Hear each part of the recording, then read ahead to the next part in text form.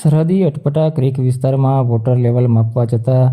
અચાનક બોલ પલટી અને 3 લોકો સંપર્ક વિહોણા બની ગયા હતા. 20 કલાક સુધી અલગ અલગ વિસ્તારોમાં શોધખોળ કર્યા બાદ પિલર નંબર 1170 પાસેથી વિવિધ સુરક્ષા એજન્સીઓએ સંયુક્ત રીતે રેસ્ક્યુ ઓપરેશન હાથ ધરી 3 કર્મચારીઓને હેમખેમ રેસ્ક્યુ કરી બચાવી લીધા હતા. 2 દિવસ પહેલાં બનેલા આ બનાવમાં GSL કંપનીના એન્જિનિયર કરણસિંહ જાડેજા, સર્વેયર રવિન્દ્ર એરેચિયા તેમજ ઓપરેટર આદર્શ કુમાર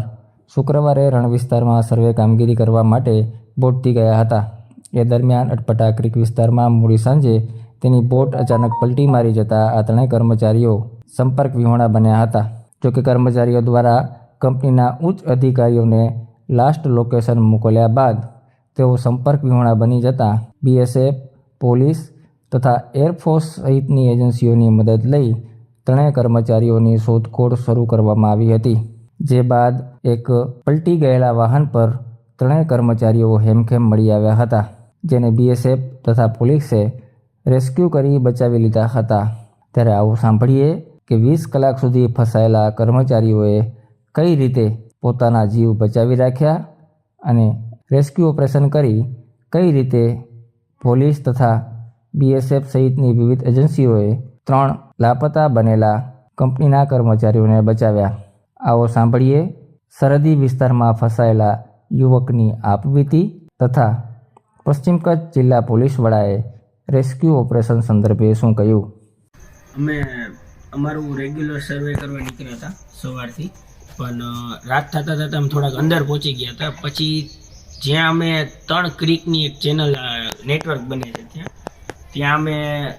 ક્રીક જ્યાં ક્રોસ કરવા ગયા ઓલી બાજુથી, તો પાણી તો ઓછું જ હતું પણ એનો બહાવ એટલો હતો કે એમાં મશીન કંઈ તણાણું ને એ અમને કાંઈ એની વિશે કાંઈ ખ્યાલ જ ન રહ્યો. જ્યાં અમે ચેક કર્યું મેપની અંદર કે શું રહેશે એમ, ત્યાં તો અમે થોડાક અંદર ફેંકાઈ ગયા હતા અને ત્યારબાદ અમે ડાયરેક્ટ બહાવની બાજુ ખેંચાઈ ગયા આખા. પછી અમારે લાસ્ટ રિઝોર્ટ એ હતો કે મશીન તો કંટ્રોલ તો વયો ગયો હતો, મશીન ચારે બાજુ ફરતું હતું એમ. તો પછી છેલ્લો રિઝોર્ટ એ હતો કે અમે ડાયરેક્ટ અમારે ઓથોરિટીઝને કોન્ટેક્ટ કરી એમ. તો અમે અમારા સાહેબને ઓનલાઈન માધ્યમથી અમારી લોકેશન જે લાસ્ટ લોકેશન જે જ્યાં હતા અને તેમને ફોનથી કોન્ટેક્ટ કર્યો અને બસ ત્યાં જ જ્યાં અમે કોન્ટેક્ટ કર્યો અને બધું લોકેશન મોકલું ત્યાં જ મશીનનો કાબુ ખોવાણો અને અમે ત્યાં મશીન છે ને એ પલટી મારી ગયું. પછી પલટી માર્યા બાદ હું ડાયરેક્ટ અમે બધા એક સાથે જ બધા પાણીમાં જતા રહ્યા અને તે જે સમય હતો એ બહુ જ અઘરો સમય હતો, કેમ કે પાણી એમ તો 4-5 મીટર અંદર હતું ને હું આખો મશીનની નીચે દબાઈ ગયો હતો એક ટાઈમ પૂરતો. ત્યાંથી પછી ગમે એમ કરી થોડોક ધક્કો મારીને અમે બધા બહાર નીકળ્યા અને ત્યારબાદ જે મશીનની ચેન હતી તેને પકડી અને અમે ઉપર આવ્યા. તે બાદ આખી રાત અમે તે ચેન ઉપર જ કાઢી અને પાણીનો વહાવ એટલો હતો કે અમને કાંઈ દિશાની કંઈ ખબર ન પડી કે મશીન કઈ બાજુ જાય છે. અમે ખાલી એની માથે પકડી અને બેઠા રહ્યા હતા આખી રાત. પછી જેમ સવારની અમે વાટ જોતા હતા કે ભાઈ સવાર પડે તો અમને બધું થોડું ઘણું ક્લિયર થાય કે કે બાજુ છીએ શું છીએ, પણ છતાં સવાર થતાં પણ અમને કાંઈ લોકેશન કે એનો કાંઈ આઈડિયા ના આવ્યો. પછી અમે ખાલી એ જ ઓલામાં હતા કે જે રેસ્ક્યુ ટીમ આવશે તો તે આવશે અને લગભગ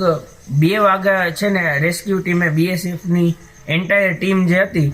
તેઓએ અમારી પાસે ડ્રોન મોકલ્યું અને ત્યારબાદ અમે બધાએ હાશકારાનો શ્વાસ લીધો કે હવે જે છે તેમાંથી અમે હવે પસાર થઈ જશું. જે પરિસ્થિતિ હતી, જે અઘરો સમય હતો એ હવે પૂરો થયો છે અને એક નવું જીવનદાન અમને છે ને BSFની પૂરી ટીમ, અમારા જે કાંઈ ઓથોરિટીઝ છે, અમારા જે સાહેબો છે એ બધાએ પોતાનો એડી ચોટીનો જોર લગાડી દીધો હતો અમને રેસ્ક્યુ કરવામાં. અને ત્યારબાદ અમે સાંજના અમને BSFના પોસ્ટ ઉપર લઈ ગયા, 1171 જે છે પોસ્ટ, ત્યાં અમને લઈ ગયા. ત્યાં અમને અમારા સાહેબો જોડે અને બધા અમે ત્યાં છેલ્લે ભેગા થઈ ગયા. ऐसा है कि 1 फरवरी 2025 यानी कि कल सुबह 8 बजे जो GHCL Gujarat heavy chemicals limited के सीनियर ऑफिसर्स हैं, उन्होंने BSF को संपर्क किया और नरा पुलिस स्टेशन को संपर्क किया। BSF और नरा पुलिस स्टेशन को उन्होंने संपर्क किया कल सुबह 8 बजे कि उनकी टीम के 3 मेंबर्स मिस्टर रविंद्र कुमार खरेतिया, करण सिंह जाडेजा जो कि बोट सर्वेयर हैं, और मिस्टर आदर्श जो कि बोट मास्टर हैं, वो ड्रेजिंग मशीन लेकर के इस हरामी नाला के ईस्टर्न विस्तार में वो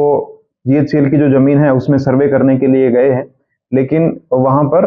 वो फंस गए हैं और वापस नहीं हो पा रहे हैं। तो सूचना मिलने के साथ ही जो नरा पुलिस स्टेशन का स्टाफ है और हमारे कच्छ पुलिस में और बीएसएफ के साथ मिलकर के हम लोगों ने उनको लोकेट करने का सबसे पहले प्रयास किया। उनकी जो कोऑर्डिनेट्स थे जहाँ पर वो सर्वे कर रहे थे, उनका जो लास्ट टाइम जो कांटेक्ट था उसके कोऑर्डिनेट्स के बेस पे बीएसएफ ने, डीआईजी अनंत सिंह साहब ने और जो सीओ राजेंद्र साहब हैं उन्होंने एक विस्तृत सर्च एंड रेस्क्यू मिशन शुरू किया। और उस सर्च एंड रेस्क्यू मिशन के तहत एक निश्चित जगह पर पहुंचकर उसमें इनके रसन कमांडेंट अभिषेक और रसन कमांडेंट वेंकटेश की टीम उनको रेस्क्यू करने के लिए वहां निकले, और एक निश्चित स्थान पर जाने के बाद में आगे जो है वो कंडीशंस हॉस्टाइल थी और इनएक्सेसिबल टेरेन था, इस कारण वो टीम आगे नहीं बढ़ पा रही थी रेस्क्यू टीम, तो वो उस कोऑर्डिनेट्स पे नहीं पहुंच पा रहे थे। तो उसके पश्चात बीएसएफ की टीम ने ड्रोन का उपयोग किया और ड्रोन की मदद से उनको वो लोकेट करने में सफल रहे। जब ड्रोन से उनकी कंडीशन देखी गई तो पता चला कि लो टाइड की वजह से एक तो वो जो ड्रेजिंग मशीन थी वो उल्टी थी, और उस ड्रेजिंग मशीन के जो आखिरी जो स्ट्रेच थे उस पे वो लोग खड़े हुए, उन्होंने हाथ से वेव किया, तो हम लोग ये संतुष्ट हो गए कि वो सेफ हैं। और सेफ होने के बाद अभी नेक्स्ट मिशन ये था कि उनको किस तरह से वहाँ से एक्सट्रैक्ट किया जाए, इवैक्यूएट किया जाए। तो इसके लिए यहाँ की जो लोकल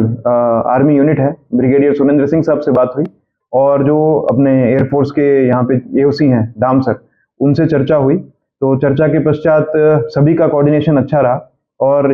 हम लोगों ने एयरफोर्स के हेलीकॉप्टर को भी रेस्क्यू के लिए रेडी कर लिया था। वो भी बहुत ही कम समय में यहाँ पहुँचने वाले थे, बट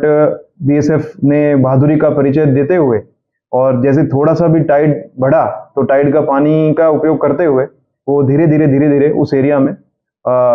एंटर हुए, और एंटर होने के पश्चात बीएसएफ के जवानों ने उन तीनों को रेस्क्यू किया, अपनी बोट में लिया और फिर एक सेफ कंडीशन पे वो आ गए, और फिर हमें सूचना दी कि बीएसएफ ने सेफ कंडीशन में आ गए हैं, तो अभी एयरफोर्स के चॉपर की जरूरत नहीं है। तो इस तरह से हम उनको इवैक्यूएट करने में सफल रहे। इसमें पूरा क्रेडिट जो है वो बीएसएफ के कंपनी के जो यहाँ पे सीओ राजेंद्र सर है और रसन कमांडेंट अभिषेक जी को और वेंकटेश जी को जाता है, और डीआईजी अनंत सिंह साहब से भी इस संबंध में चर्चा हुई। तो एक बहुत ही अच्छा मिशन था ये, और हॉस्टाइल कंडीशंस में भी और इनएक्सेसिबल कंडीशन में भी बीएसएफ वहाँ से इनको लोकेट करने में सफल हुई, और साथ ही साथ एयरफोर्स का भी इतना अच्छा सपोर्ट इस रेस्क्यू मिशन में मिला। अदरवाइज शाम होने के बाद में कंडीशंस कैसी होती, और हरामी नाला जैसा कि आप जानते ही हैं कि वो एक अनप्रेडिक्टेबल सा टेरेन है, तो ये रेस्क्यू करने में सफल रहे।